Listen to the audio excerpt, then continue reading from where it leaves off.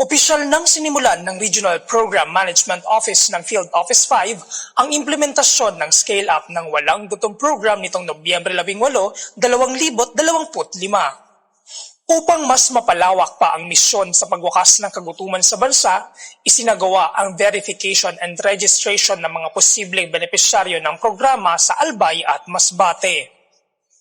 Isa itong aktual na balitasyon ng mga benepisyaryo na isinasagawa ng programa upang direktang masuri at makapanayam ang mga individual at sambahayan na karapat-dapat mapabilang sa programa.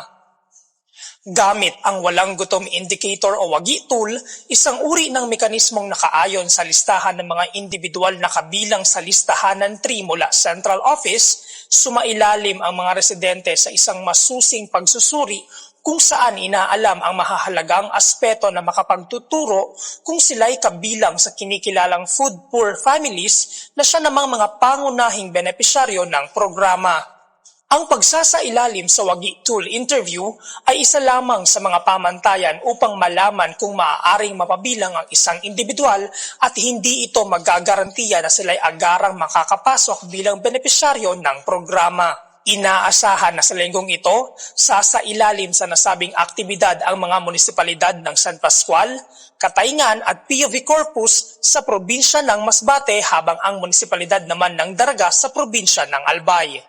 Sa kasalukuyan, mahigit kumulang 29,000 sambahayan na ang nabebenepisyohan ng programa sa mga probinsya ng Albay, Camarines Sur at Sorsogon kung saan sila nakatatanggap ng mga pagkaing may katumbas na 3,000 pesos.